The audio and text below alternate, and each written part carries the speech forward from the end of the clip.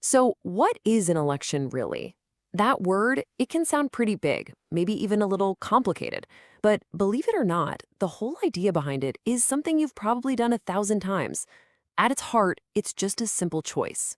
Let's break it down. Okay, just imagine this for a second. You're out on the playground with a bunch of your friends.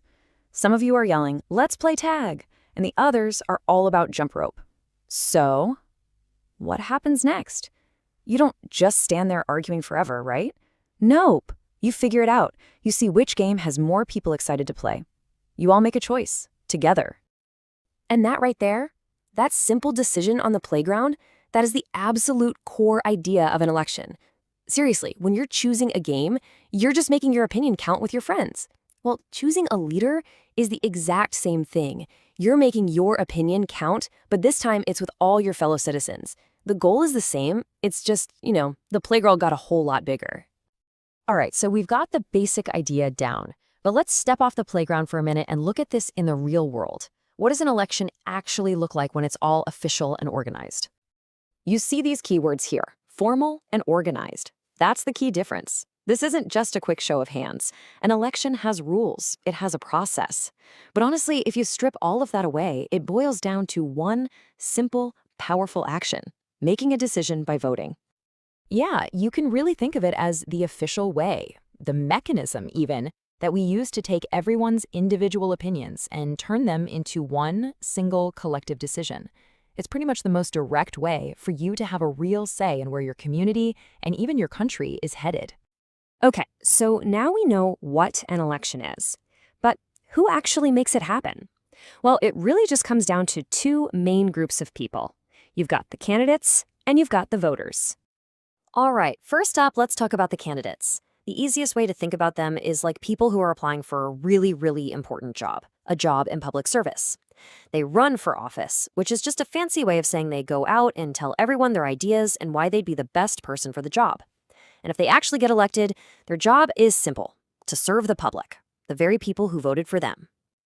And then on the other side, you've got the most important people in this whole process: the voters. In the United States, that means you have to be a citizen and at least 18 years old. And here's the thing: these are the people who hold all the power. Why?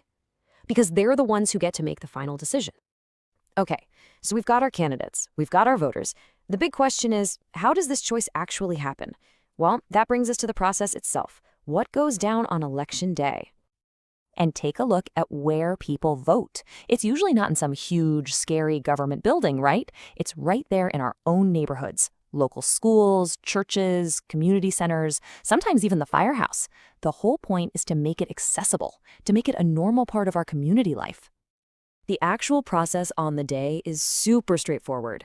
You go to your polling place, you might wait in line for a bit with your neighbors, and then it's your turn. You cast your vote. Whether you use a machine or fill out a paper ballot, the action is exactly the same. You're making your choice. So, after everyone's voted and all the ballots are counted, how do we know who won? It's about as simple as it gets. The candidate with the most votes wins. That's it. It's a direct reflection of what the majority of voters decided. So, we've covered the what, the who, and the how. But now we get to what is honestly the most important question of all: why?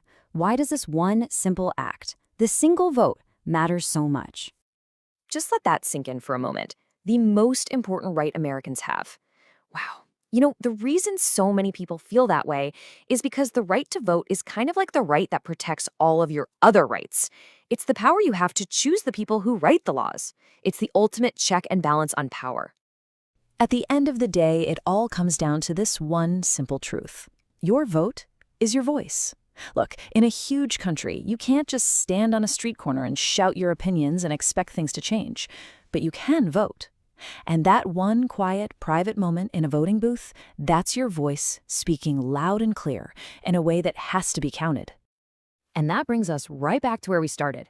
Back to the playground. We know for a fact that your opinion counts when you're just deciding on a game. So the real question to think about is this: if your opinion has power there, just imagine what it can do for an entire country.